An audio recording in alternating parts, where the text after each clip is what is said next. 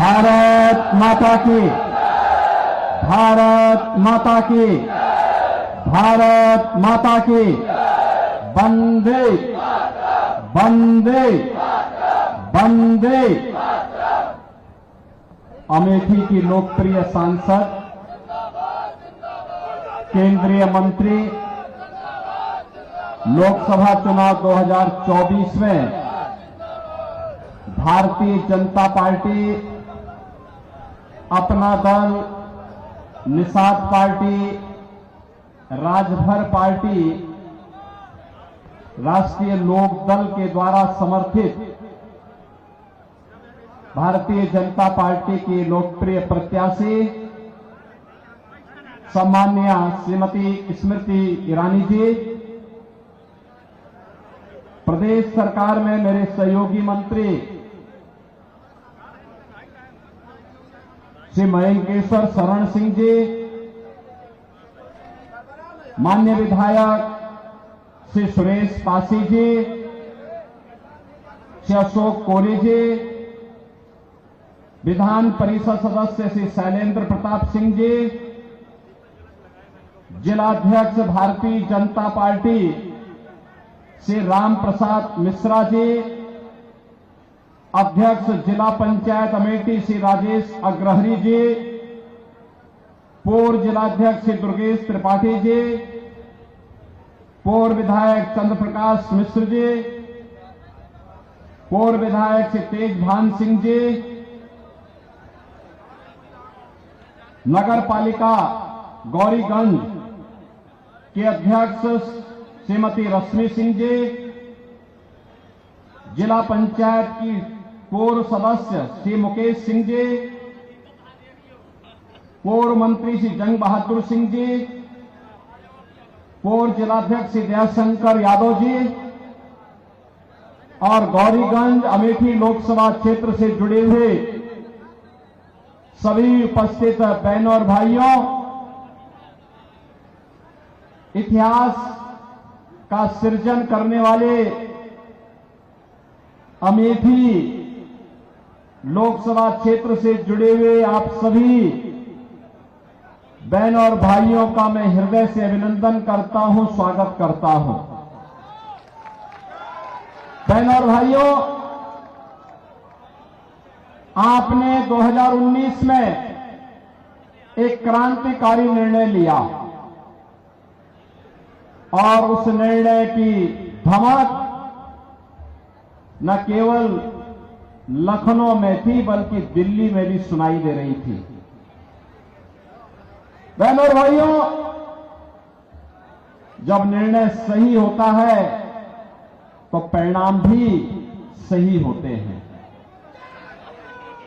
पहली बार अमेठी वासियों के द्वारा जो निर्णय लिया गया, उस निर्णय ने साबित किया कि नहीं, अमेठी वासी अब भारत के विकास के सारथी बनेंगे, पिछलग्गू नहीं बनेंगे। और मैं बधाई दूंगा सम्माननीय श्रीमती स्मृति ईरानी जी को। उन्होंने 5 वर्ष में जितना दौरा अमेठी लोकसभा क्षेत्र का किया, कांग्रेस की 4 पीढ़ियां उतना दौरा संयुक्त रूप से नहीं कर पाई थी। एक सजग और जागरूक जनप्रतिनिधि कैसे होना चाहिए, केंद्रीय मंत्री के अपने दायित्वों का निर्वहन करने, मंत्रालय के कार्यक्रमों से पूरे देश का भ्रमण करने के बाद मैं देखता था हर सप्ताह उनका दौरा अमेठी लोकसभा क्षेत्र के किसी न किसी विधानसभा क्षेत्र, किसी न किसी विकास खंड में, किसी न किसी गांव में और किसी नई योजना के साथ यहां पर देखने को मिलता था। बहनों और भाइयों, ये चीजें दिखाती है कि कैसे जब अच्छे जनप्रतिनिधि चुनते हैं तो परिणाम भी अच्छा ही आता है। और उसी अच्छे परिणाम के लिए एक बार फिर से आपसे अपील करने के लिए मैं आपके बीच आया हूं। बहनों और भाइयों, लोकसभा चुनाव के 3 चरण पूरे हो चुके हैं। पूरे देश के अंदर आधा चुनाव संपन्न हो चुका है और अब चौथे चरण का चुनाव कल है। कल फिर 10 राज्यों में 96 सीटों पर चुनाव है। यानी अब तक तीसरे चरण आते आते जो अब तक देश के अंदर मोदी लहर थी, वो मोदी लहर अब एक सुनामी का रूप लेने जा रही है, क्योंकि जनता जनार्दन के मुंह से एक ही शब्द फूट रहा है। और बहनों और भाइयों, वह है कि फिर एक बार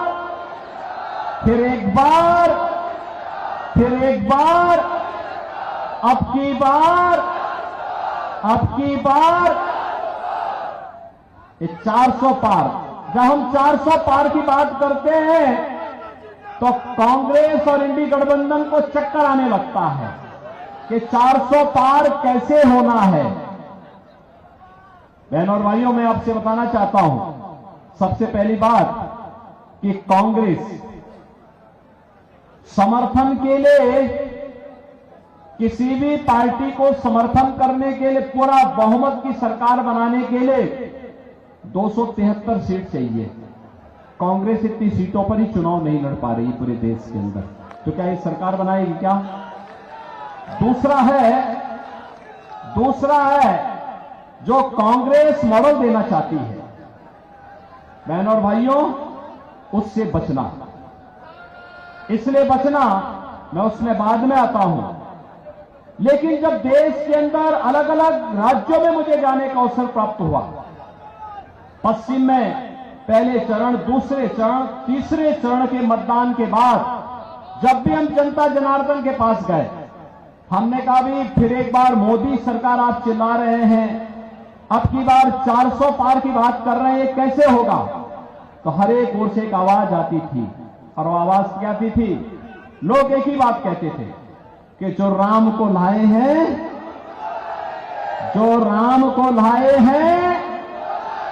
और ये तो अवध क्षेत्र है। अवध क्षेत्र के लिए तो एक नया बिहान है, एक नया सवेरा है। 500 वर्षों का इंतजार समाप्त हुआ है। अयोध्या में प्रभु रामलला विराजमान हुए हैं, और इसकी बधाई आप सबको, विशेष रूप से बधाई। और इस पूरी लड़ाई को अगर आप देश के अंदर देखेंगे ना, मोदी जी का तीसरी बार आने का, प्रधानमंत्री बनने का दो ही विरोध कर रहे हैं। दो लोग कौन है? एक रामद्रोही है और एक पाकिस्तान है। यही दो विरोध कर रहे हैं। पाकिस्तान को भी अच्छा नहीं लग रहा है, क्योंकि उसे मालूम है कांग्रेस के समय जब आतंकी विस्फोट होते थे तो कांग्रेस के नेता क्या कहते थे? कांग्रेस के नेता कहते थे सीमा पार से। आज तो नहीं है ना सीमा पार का आतंक। आज तो जोर से बम विस्फोट हो, कहीं पे पटाखा फट जाए ना, तो पाकिस्तान सबसे पहले सफाई देता कि साहब मेरा हाथ नहीं है, क्योंकि उसे मालूम है ये मोदी जी के नेतृत्व में नया भारत है। ये छेड़ता नहीं है, लेकिन कोई छेड़ता है तो उसको छोड़ता भी नहीं है। और इसलिए बहनों और भाइयों, तुलसी बाबा ने तो पहले लिख दिया है, हो है वही जो राम रची राखा। और प्रभु राम की इच्छा क्या है कि मेरा भक्त फिर से तीसरी बार देश का प्रधानमंत्री बने। तो भगवान राम के परम भक्त मोदी जी को प्रधानमंत्री बनाना है, तो इस इतिहास की भूमि में फिर से इतिहास रचना है ना। एक दूसरा है कि मोदी जी के नेतृत्व में देश का सम्मान बढ़ा, देश की सीमाएं सुरक्षित हुई, आतंकवाद नक्सलवाद पूरी तरह नियंत्रित हुआ, विकास के बड़े बड़े कार्य हुए हैं, highway, railway, metro, 1 district 1 medical college. बहनों और भाइयों, हर घर नल की योजना, हर तहसील में fire station, IIT, IIM, AIIMS, NIT world class university बन रही है। और गरीब कल्याणकारी योजनाओं की बात जो एक पाकिस्तान का राग अलाप रहे हैं ना, इन कांग्रेसियों से पूछिए कि जिसको पाकिस्तान से प्यार है वो पाकिस्तान में जाए, लेकिन हिंदुस्तान में मोदी जी के नेतृत्व में 10 वर्ष के अंदर उतने गरीबों को गरीबी रेखा से उभारा है जितना पाकिस्तान की आबादी, उससे ज्यादा लोग, 25 करोड़ लोग गरीबी रेखा से ऊपर उठे भारत के अंदर। और पाकिस्तान के अंदर 23 से 24 करोड़ की आबादी भूखों मर रही है और भारत 80 करोड़ लोगों को फ्री में राशन की सुविधा का लाभ दे रहा है। यह है नया भारत। 5 लाख रुपए की आयुष्मान भारत की सुविधा और देश के अंदर 60 करोड़ लोगों को किसान सम्मान निधि, 12 करोड़ परिवारों को, 12 करोड़ घरों में देश के अंदर शौचालय और 4 करोड़ घरों को, 4 करोड़ गरीबों को घर, 1,14,000 तक के लिए अमेठी में बन गए। क्या कर रहे थे कांग्रेसी खानदान? क्या कर रहे थे लोग? यहां के गरीबों को मकान नहीं दे सकते थे, यहां के घरों में पानी नहीं पहुंचा सकते थे, नारी गरिमा के प्रतीक शौचालय नहीं बना सकते थे। लेकिन नहीं, ये तो दादी ने जो नारा दिया था 1970 में, पोता भी वही रखता जा रहा है। और जब इनसे पूछा गया कि क्या करेंगे, उन्होंने कहा गरीबी एक झटके में मिटा देंगे। कहा कैसे मिटाएंगे? उन्होंने कहा संपत्ति का सर्वे करवाएंगे। सर्वे करा करके और फिर इनके बुद्धिदाता आ गए, जैसा नाम वैसा काम। यानी उसने क्या कहा एक विरासत टैक्स लगा देंगे। विरासत टैक्स का मतलब जानते हैं ना, आपके बाप दादों की, आपके पूर्वजों की जितनी जमीन और जितना भी मकान होगा, जितनी प्रॉपर्टी होगी, जितना जेवरात होगा, इसमें से आधे पर एक कांग्रेस के लोग जबरन कब्जा करने का प्रयास करेंगे। ये इनका विरासत टैक्स है। यानी अब इनके अंदर औरंगजेब की आत्मा भी घुस गई है, जो जजिया कर आप पे लगाना चाहती है। क्या आप इसको स्वीकार करेंगे? क्या अपनी संपत्ति का बंदर बांट करने देंगे? क्या कांग्रेसियों को गुंडागर्दी करने की छूट देंगे? क्या बहनों और भाइयों, कांग्रेस का घोषणा पत्र एक खतरनाक इशारा और करता है। कितना खतरनाक इनके मंसूबे हैं। इनके मंसूबे तो देखो, क्या कर रहे हैं देश के लिए लोग। इन्होंने जब यूपीए की सरकार थी उस समय भी इन्होंने करने का प्रयास किया था। अनुसूचित जाति, जनजाति और पिछड़ी जाति के आरक्षण के अधिकार पर इन्होंने सेंध लगाने का प्रयास किया था। भारतीय जनता पार्टी और एनडीए ने उस समय विरोध किया था। हम लोगों ने कई दिनों तक संसद में विरोध किया। कहा था बाबा साहब भीमराव अंबेडकर ने कहा है, बाबा साहब भीमराव अंबेडकर ने क्या कहा था? धार्मिक आधार पर आरक्षण नहीं हो सकता। धार्मिक आधार पर आरक्षण नहीं हो सकता। कांग्रेस ने क्या किया था यूपीए सरकार के समय? पहले इन्होंने जस्टिस रंगनाथ मिश्रा के नेतृत्व में कमेटी गठित की और कमेटी ने क्या संस्तुति की? उस कमेटी ने कांग्रेस के नेताओं के कहने पर एक संस्तुति दी कि पिछड़ी जाति को मिलने वाला आरक्षण में से 6% मुसलमानों को दे देना चाहिए। भारतीय जनता पार्टी ने विरोध किया, कहा कि तो बाबा साहब की भावना के विपरीत है, संविधान के भावना के विपरीत है, ये नहीं होने देंगे। भारी विरोध हुआ, उसको नहीं ला पाए। इसके बाद इन्होंने प्रयास किया, जस्टिस राजेंद्र सच्चर की अध्यक्षता में एक कमेटी गठित की। इन्हें लगा कि धार्मिक आधार पर तो ये नहीं दे सकते, तो इन्होंने बैकडोर से क्या किया कि मुस्लिम समाज की कुछ जातियों को अनुसूचित जाति में शामिल करके अनुसूचित जाति के आरक्षण के अधिकार में सेंध लगाने का प्रयास किया। इसका भी विरोध किया गया और जब भारतीय जनता पार्टी ने विरोध किया तब इन लोगों के मंसूबे पर पानी फिरा। कांग्रेस फिर से कहती है जातीय जनगणना करेंगे। जातीय जनगणना क्यों करेंगे? क्योंकि जातियों को आपस में लड़ाएंगे। आपस में लड़ाने के बाद फिर कहेंगे कि भाई आप तो अपना पहले झगड़ा फरियाइए, और फिर आपस में झगड़ा लगा करके आपके आरक्षण को ये लोग फिर बांटेंगे। कोई मुसलमान को देगा, कोई किसी और को देगा, और फिर बंदर बांट करके आपसे कहेंगे कि भाई आपने तो झगड़ा था इसलिए हमने आपका दे दिया, और फिर भारत के नए विभाजन की नींव तैयार करेंगे। क्या आप इसको स्वीकार करेंगे? क्या हिंदुस्तान इसको स्वीकार करेगा? क्या बहनों और भाइयों, इनके मैनिफेस्टो में एक खतरनाक बात और देखने को मिली। कांग्रेस क्या कहती है? कांग्रेस कहती है अगर इनकी सरकार बनेगी तो वह अल्पसंख्यकों की रुचि के अनुसार खान पान की स्वतंत्रता देंगे। कौन सा ऐसा खान पान है जी जो बहुसंख्यक को ना पसंद हो और अल्पसंख्यक को पसंद हो?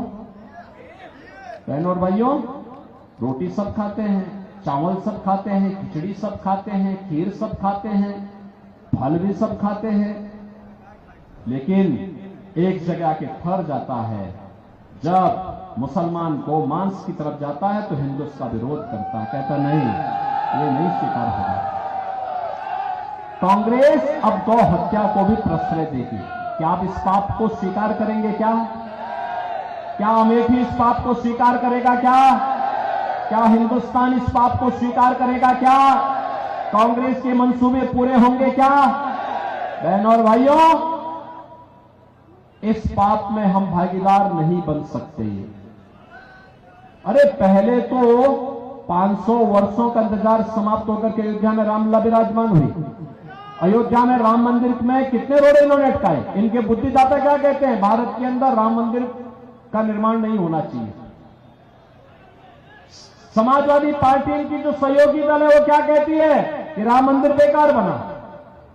इन्होंने पहले राम के अस्तित्व पर प्रश्न खड़ा किए, फिर इन लोगों ने भारत के राम भक्तों पर गोलियां चलवाई, आतंकवादियों पर दायर मुकदमों को वापस लेने का कुत्सित प्रयास किया, और अब कहते हैं राम मंदिर के बनने पर ही प्रश्न खड़ा करते हैं। लेकिन बहनों और भाइयों, राम मंदिर का निर्माण हुआ है, आप सबको गौरव की अनुभूति हुई।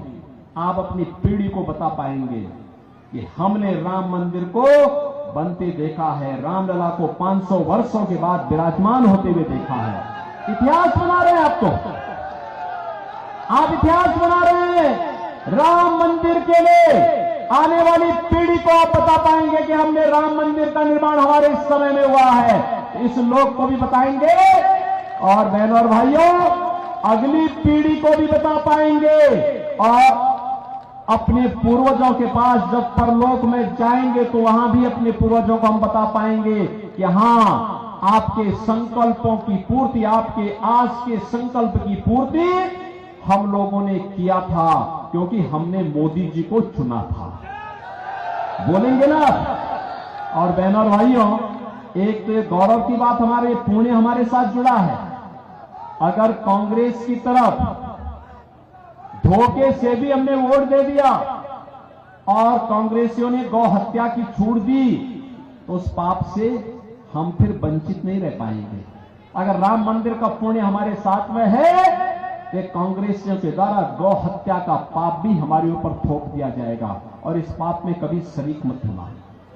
और इसीलिए मैं आज आपसे कहने के लिए आया कि पूरे देश के अंदर की जो आवाज है कि जो राम को लाए हैं हम उनको लाएंगे। और बहनों और भाइयों, इस अभियान के साथ हम सबको जुड़ना है। आप जुड़ेंगे? अमेठी जुड़ेगा? अमेठी ने जुड़ के दिखा दिया गत वर्ष 2019 में जोड़ करके देख लिया, और बहनों और भाइयों उसका परिणाम भी आपको मिला। इतना सक्रिय सांसद,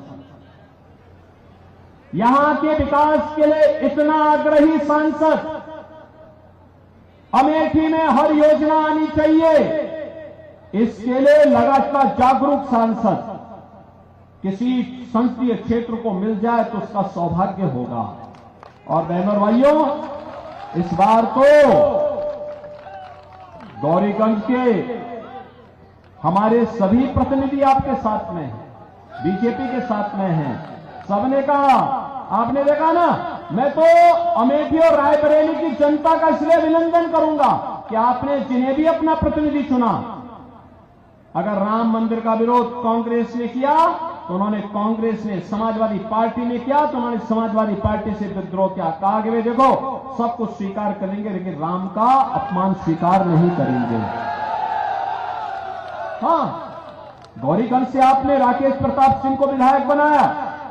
जब समाजवादी पार्टी ने कहा कि अयोध्या में यह प्रस्ताव समाजवादी पार्टी का ही था, उन्होंने कहा था कि इतने लोग देश दर्शन करने के लिए अयोध्या आ रहा है और अगर सभी विधायक एक साथ जाएं तो भाई मैंने कहा भी हम तो सुविधा दे सकते हैं।